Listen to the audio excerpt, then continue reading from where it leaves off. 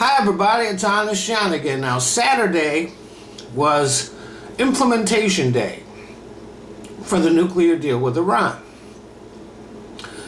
Along with the release of 5 Americans, that just happened to happen on the day. I don't think it just happened. That was orchestrated. But the IAEA certified that so far Iran has fully complied with the nuclear deal. And so the process of lifting economic sanctions has begun. Now this will free up accounts that have been frozen for years. It is Iran's money, but they haven't had access to it. And it is a lot of money.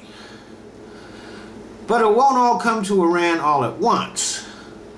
Iran has to meet other targets along the way, and as they do, different accounts will be unfrozen.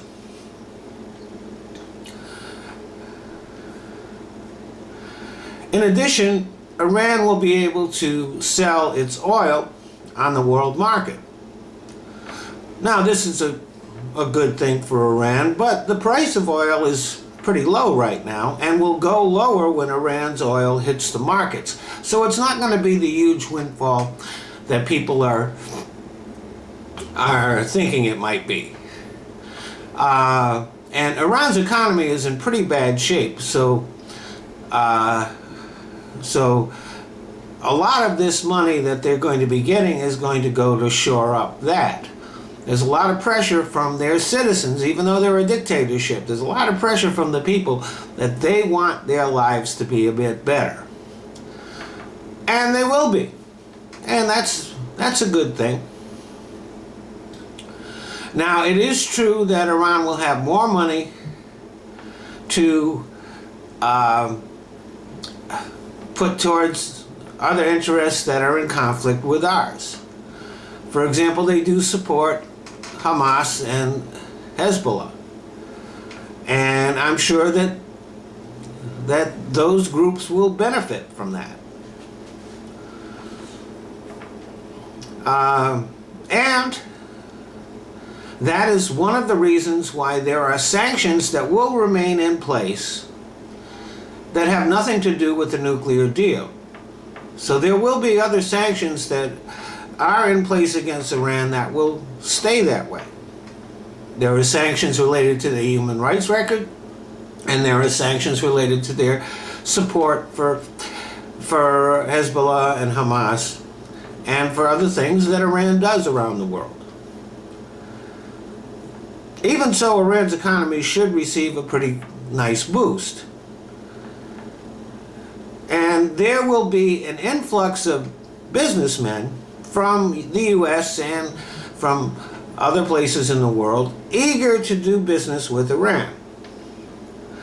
And I would encourage a note of caution here, because Iran's legal system is a lot different from ours. A lot of people who rushed in to do business with Russia and China got burned because of the differences in their legal systems. And the same thing will happen to people if they get into Iran and don't keep themselves covered.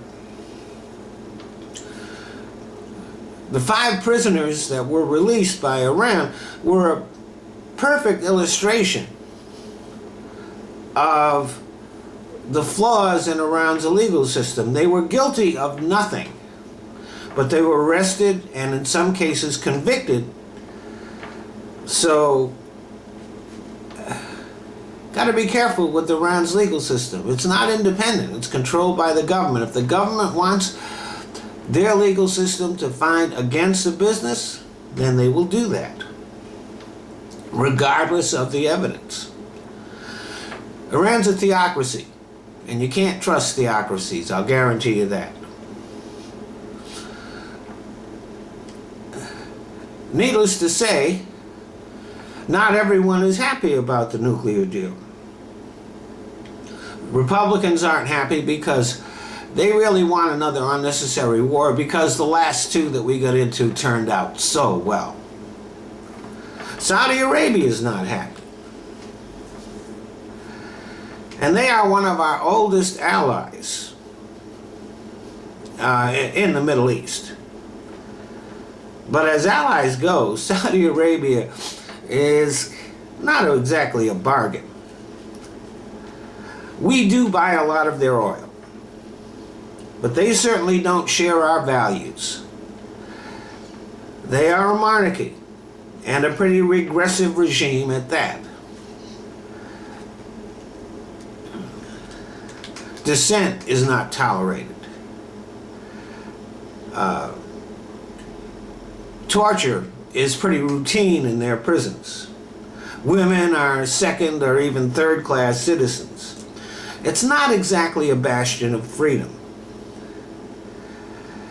And there is a lot of anti-American sentiment among the general population. In fact, Iranians are much more pro-Americans than the citizens of our so-called ally. We do have military bases in Saudi Arabia, but the Saudis aren't happy about it. And Saudi Arabia, the government of Saudi Arabia, supports Wahhabi Islamism, which is an extremist and intolerant form of Islam, which is a breeding ground for terrorists. You might remember that the 9/11 attackers were all Saudis, and so was Osama bin Laden.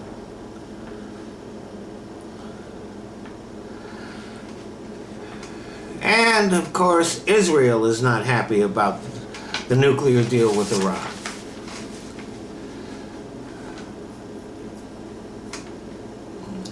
Now, it is true that Iran supports Hamas and Hezbollah, who are enemies of Israel. And Iran does routinely engage in rhetoric against Israel that is, shall we say, pretty bellicose. But Benjamin Netanyahu really wanted to go to war with Iran, not because he thought he could win, but because he knew that we would be dragged into it. I've talked in the past about what our alliance with Israel is, and believe me, it's more of a problem for us than an asset. Let me just say this. They get a lot from it. We get nothing. So yes, two of our so-called allies are unhappy about the deal with Iran. And I could almost give a fuck about it. Thanks for listening.